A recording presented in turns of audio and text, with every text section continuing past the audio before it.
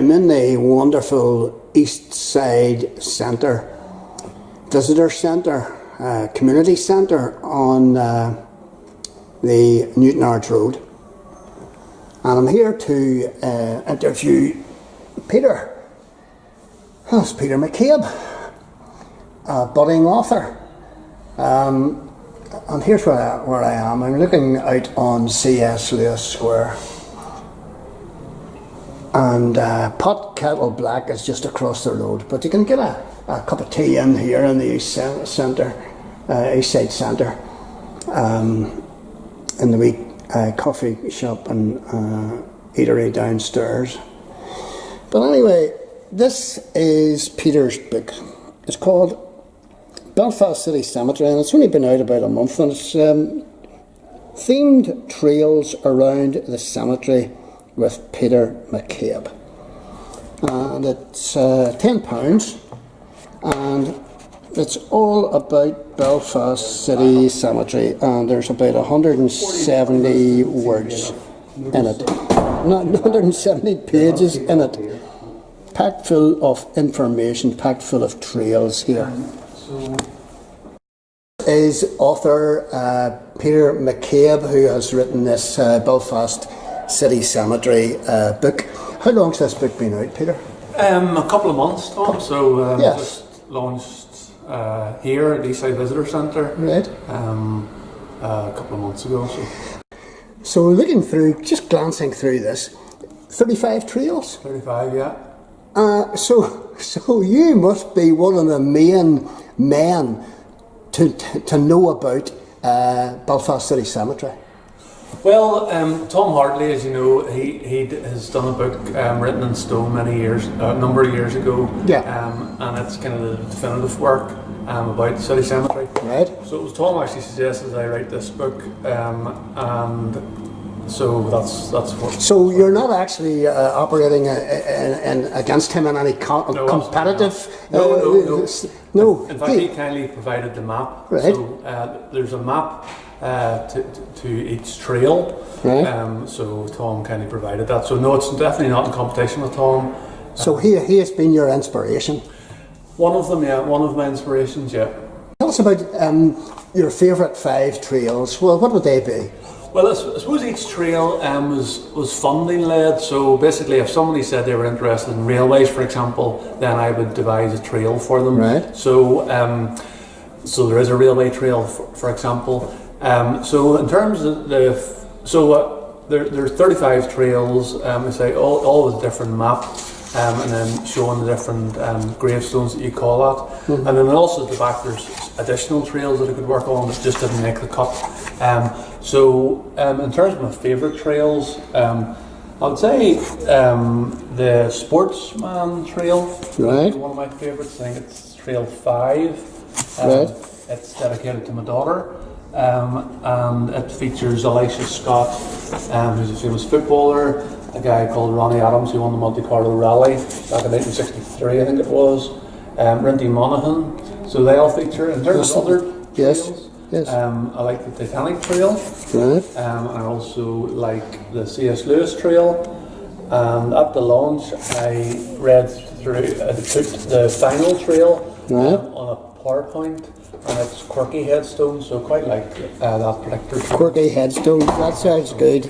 And I suppose then the other trail would be Local Woman, so that's from a partner, so that's Trail 3. Oh, so right. That would be the top 5, I suppose. Right, brilliant, excellent. I'll give it a 6. The Bible Verse Trail, that's right. for Mum and Dad. So. Right, so if I arrived up at the City Cemetery with your book, and I opened it up and I said to myself, I would like to go on the Bible Verses trail.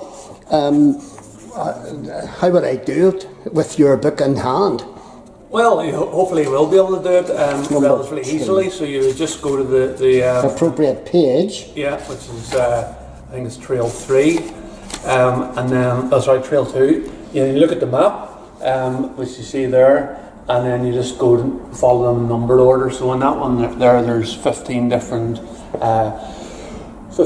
headstones. So I've tried, Tom, to have it in the same order, so roughly walking along the Falls Road, and then I'll climb up the hill and then up to the upper section. I've tried to keep them as close to the entrance as possible. It hasn't been possible with some trails, which there's a lot in the upper section in Glenalina, but in the Bible Verses Trail, for example, it's all within the old part of the cemetery, yes, which is in the shape of a bell. Yes, I can see that actually, yes. I'm looking on the map. So yes, you just go around. I've tried to be as accurate as possible in terms of the locations of each grave in the trail, in the map. So it should be relatively easy to find, famous last words, but it should be relatively easy to find each headstone using the detailed map. When we're talking about different trails, there would normally be in each trail maybe 15 to 20 headstones. Yes. No more than that. The one up in America, I think there's 25 in it, but right. It's normally around it. Yes, exactly. Right. It is a big cemetery. Even doing one trail would take you a good 2 hours. No, well, if you're walking slowly or backwards, but no, I think very, very max the longest trail, which is maybe the Murder Victims Trail, which goes way up to Glenalina.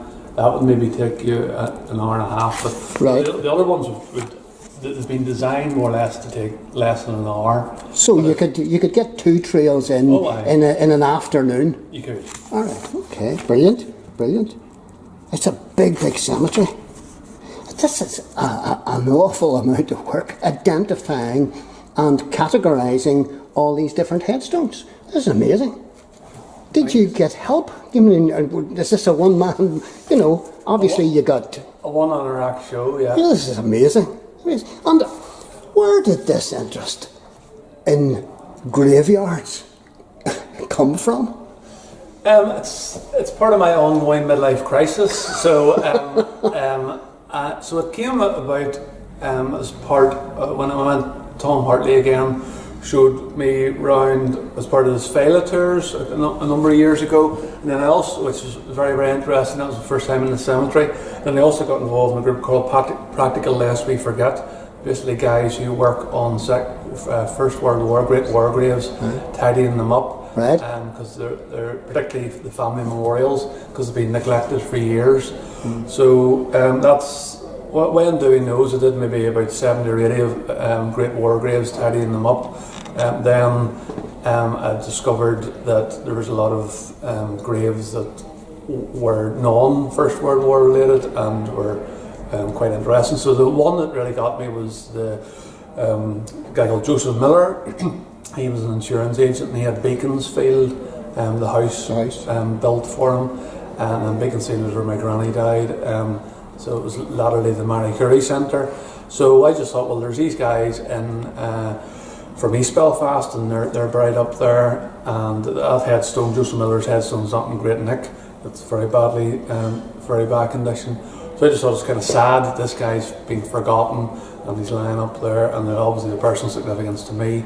So then I thought, well, he'll go on the East Belfast Trail, and then... So an idea was formulating in your mind? Yes, as part of this over those years. Midlife crisis. Absolutely brilliant. So, for example, there's S.D. Bell, Samuel David Bell is buried up there, so I went and worked his grave, tidied it up, and earned myself a latte and a 15 and a copy of their book, S.D. Bell's book. Right. Process. Right. Here we're looking towards the future now. You've done the city cemetery to the best of your ability. What's next? Well, I'm going for a complete departure for the next book. So I'm going to go for Dundonald Cemetery. So I'm from Dundonald, so it doesn't make me a bad person. But until relatively recently, I'd never been in Dundonald Cemetery. Only in the last couple of years. None of my folks are buried up there. So it's a fascinating place. So that's going to be my next book. So I'm going to try to do 1,000 headstones in Dundonald Cemetery, and I hope to have that book out sometime in the autumn. Back to the book again. If someone watches this YouTube video and is interested in getting hold of your book, how do they do it? Well, they can. I'm selling them just kind of myself initially, and they're also for sale here in the Eastside Visitor Centre. So if somebody comes to the counter down below, or up here, or where? Yes, it's downstairs with the other books. So right. like Ian Campbell's excellent books are all down there. Right. And my books are down there. But to be honest, I would prefer if people came to me, because that means I get all the money. Right, of course. £10 each. Right. So, which is not a lot into well, 35 trails is relatively good value for money, I think. So yes, people can contact me on my mobile number just and arrange to, I can, get payment or PayPal or whatever, and then I can even post them out. So right, absolutely brilliant.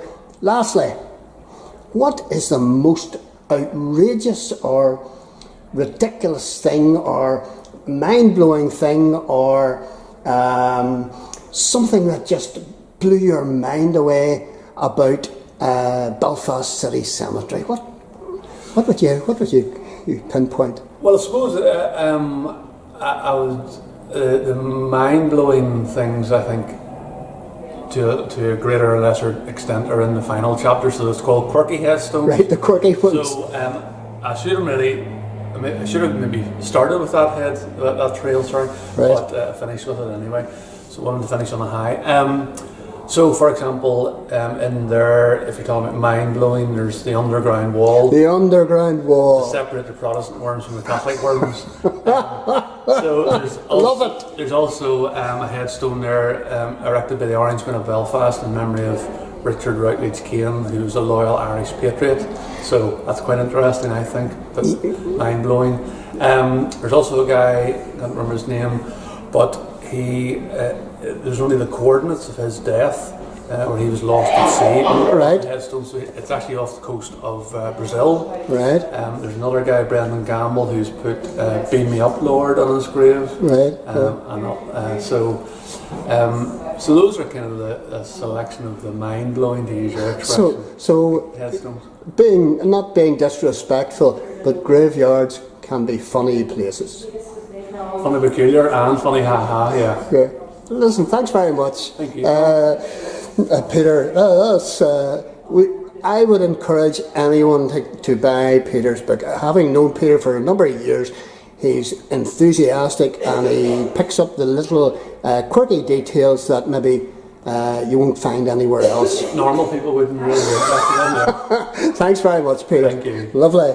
It'd be remiss of me not to thank as well Clive Schooler for helping me edit and publish this book, and also Thomas Johnson for the formatting. So apologies for not mentioning them earlier, but yes, big thanks, big shout out to Clive and Thomas for turning this crazy idea into this crazy book. So thanks, Clive and Thomas. Right. Okay.